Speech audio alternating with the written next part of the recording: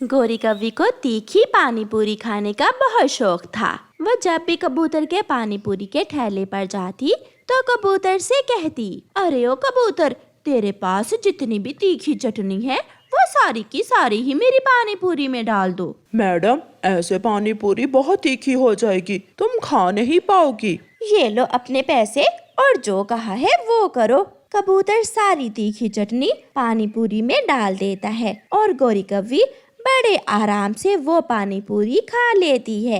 ये कौवी है या कोई चुड़ैल, इतनी तीखी पानी पूरी खा गई है।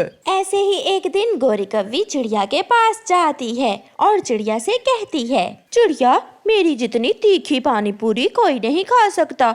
अगर हिम्मत है तो मेरा मुकाबला कर ले तीखी पानी पूरी खाने का। गोरी कव्वी, मैं भी किसी से कम नहीं हूँ, मैं तुमसे भी ज्यादा तीखी पानी पूरी खा सकती हूँ। तो फिर मैं सबको बता देती हूँ, कल हमारा कंपटीशन होगा और जो हारेगा उसे अपनी आंखें बांध कर उड़ना होगा। मुझे स्वीकार है। गोरी कव्वी वहाँ से चली जाती है और चिड़िया की बेटी गुड़िया अपनी मम्मा से कहती है, मम्मा, आप हार जाओगी, आप तो इतनी ज्यादा तीखी पानी पूरी नहीं खा पाओगी। गुड़िया, मैंने गोरी से कंपटीशन तो रख लिया, अब मैं भी डर रही हूँ, अगर मैं हार गई तो सबके सामने बहुत बेइज्जती होगी। बुलबुल बुलबुल, कल कबूतर के ठेले पर आ जाना, मेरा और चिड़िया का कंपटीशन होगा तीखी पानी पूरी खाने का, और जो हार गया उसे क्या करना होगा? हारने वाले को अपनी आँखों पर कपड़ा बांध कर उड़ना होगा। फिर तो मैं जरूर आऊंगी, बहुत मजा आने वाला है कल तो।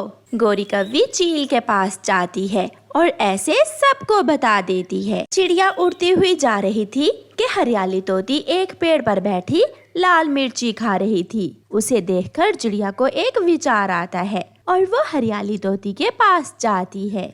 हरियाली, मैं एक मुश्किल में फंस गई हूँ। क्या मुश्किल है चिड़िया, मुझे भी तो बताओ। मैंने गोरी कव्वी से तीखी पानी पूरी खाने का कंपटीशन रख लिया है और अब मुझे डर है कि मैं हार जाऊंगी। मैं करूंगी, गोरी कव्वी से कंपटीशन मैं करूंगी। मैं देखती हूँ कि गोरी कव्वी मुझसे कैसे जीतती है। तो फिर मैं अभी जाकर गोरी कव्वी को बता देती हूँ। चिड़िया उड़ती है और गोरी कव्वी के घर जाती है। छोटी चिड़िया, तैयार हो जा, मेरा मुकाबला कोई नहीं कर सकता। कल तो तू जरूर हारेगी और तुझे अपनी आंखें बांध कर उड़ना होगा। गोरी, मैं तो तुम्हारा मुकाबला नहीं कर सकती, मगर कल हरियाली तोती तुम्हारा मुकाबला करेगी। क्या तुम तैयार हो हरियाली तोती से मुकाबला करने के लिए? हाँ हाँ, मैं तैयार हूँ। मैं भी देखती हूँ कि वो हरी तोती मुझसे कैसे जीतती है। चिड़िया वहाँ से चली जाती है। दूसरे दिन हरियाली तोती कबूतर के पास जाती है और कबूतर से कहती है, कबूतर भैया, ये वाली लाल मिर्ची बहुत तीखी है, तुम आज अपनी चटनी में ये वाली लाल मिर्ची मिला लो। हरियाली, तुम जानती नहीं हो, वो कव्वी बहुत तीखी पानी पूरी खाती है, तुम मुझसे कभी नहीं जीत पाओगी। अगर वो तीखी पानी पूरी खाती है तो मैं भी लाल मिर्ची कच्ची खाती हूँ, मैं उससे कभी नहीं हार सकती। सब वहाँ पहुँच जाते हैं। चिड़िया और गोरी कव्वी भी आ जाती हैं। तो गोरी, क्या तुम तैयार हो? हाँ हाँ, मैं तो तैयार हूँ। कबूतर, जल्दी से तीखी पानी पूरी बनाओ और हरियाली तोती, तुम अपनी आंखें बांध कर उड़ने के लिए तैयार हो जाओ। ये तो कंपटीशन के बाद ही पता चलेगा कव्वी। कबूतर पानी पूरी लगाता है। वो हरियाली तोती की लाई हुई तीखी मिर्ची पानी पूरी में मिला लेता है। गोरी और हरियाली का तीखी पानी पूरी खाने का कंपटीशन शुरू होता है। गोरी पहली ही पानी पूरी खाकर रुक जाती है। ये कैसी पानी पूरी है, इसने तो मेरे कानों से धुआं निकाल दिया है। ये तो बहुत स्वादिष्ट है, देखो मैं भी तो खा रही हूँ। ऐसा कहते हुए हरियाली तोती तीखी पानी पूरी खाने लगती है, मगर गोरी कव्वी तो उछल रही थी। उसका मुंह पूरी तरह जल चुका था। वो हार जाती है। मैं हार गई, मैं अब और तीखी पानी पूरी नहीं खा सकती। क्लैपिंग होती है और गोरी कव्वी की सबके सामने बेइज्जती हो जाती है। गोरी, अब तैयार हो जाओ, वो सामने वाले पेड़ को पंख लगाना है। ऐसा कहते हुए चिड़िया गोरी कव्वी की आंखों पर कपड़ा बांध देती है और गोरी कव्वी जैसे ही उड़ती है वो पेड़ से टकरा जाती है। फिर दूसरे पेड़ से ऐसे गोरी कव्वी पेड़ों से टकराकर बार बार गिरती है, जिसे देखकर सब पक्षी हंस रहे थे। उस दिन के बाद गोरी कौवी तीखी पानी पूरी खाना छोड़ देती है। प्यारे दोस्तों, इस कहानी को लाइक, अपने दोस्तों के साथ शेयर और चैनल को सब्सक्राइब करना बिल्कुल मत भूलना। आपका धन्यवाद। दूर किसी जंगल में टूनी चिड़िया अपनी सास के साथ रहती थी। टूनी चिड़िया की शादी के 5 महीने गुजर गए थे, लेकिन उसे अभी तक कोई संतान नहीं हुई थी। इसलिए टूनी चिड़िया बहुत चिंतित रहती थी। उसकी ये हालत देखकर उसकी सास उससे कहती है, बहू, ज्यादा चिंता करना ठीक नहीं। अभी तेरी उम्र ही क्या है, हो जाएगा अंडा भी। टूनी चिड़िया को अपने ससुराल में किसी भी चीज की कोई कमी नहीं थी। बस कमी थी तो एक बच्चे की कमी थी। इस तरह कुछ समय और गुजर जाता है। एक दिन टूनी चिड़िया अपने पति मानू चिड़े को बताती है, सुन रहे हो जी, मैं माँ बनने वाली हूँ। ऊपर वाले ने हमारी विनती सुन ली। ये सुनकर टूनी चिड़िया का पति मानू चिड़ा खुशी से नाचने लगता है। मैं पिता बनने वाला हूँ, मैं पिता बनने वाला हूँ। आज मैं बहुत खुश हूँ।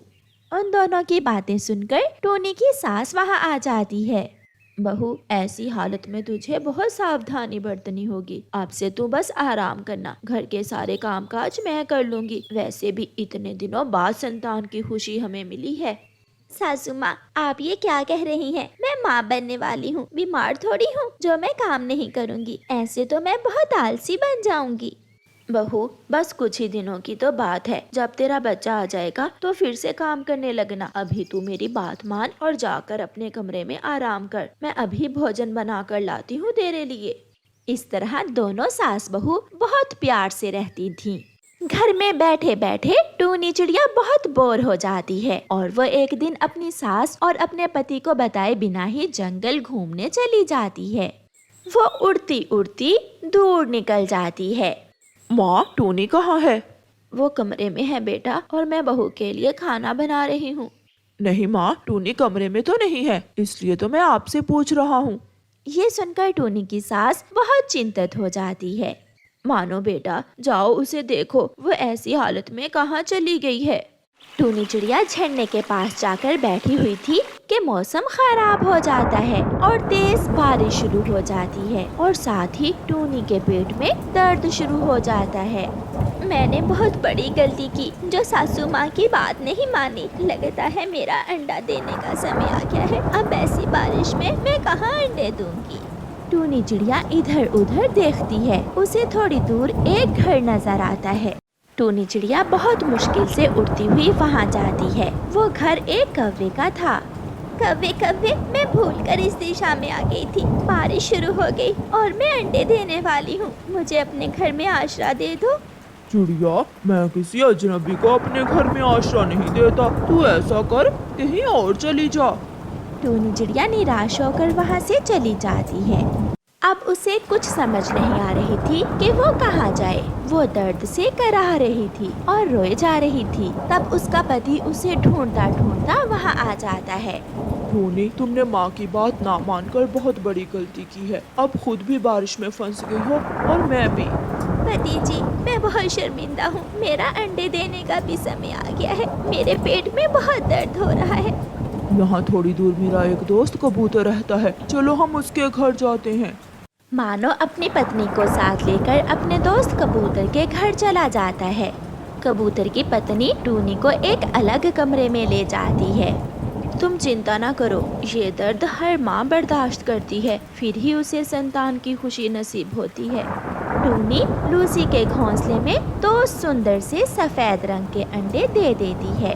कबूतर दोस्त, तुम्हारा बहुत शुक्रिया जो ऐसी मुसीबत में तुम मेरे काम आए। अंदर से लूसी बाहर आती है। बधाई हो मानो चिड़े, तेरे यहाँ 2-2 अंडे आए हैं। मानो बहुत खुश हो जाता है। थोड़ी देर बाद बारिश रुक जाती है। पति जी, घर चलें, सासू माँ मेरे लिए बहुत परेशान होंगी। फिर टूनी और उसका पति अपने अंडे एक टोकरी में रखकर घर चले जाते हैं।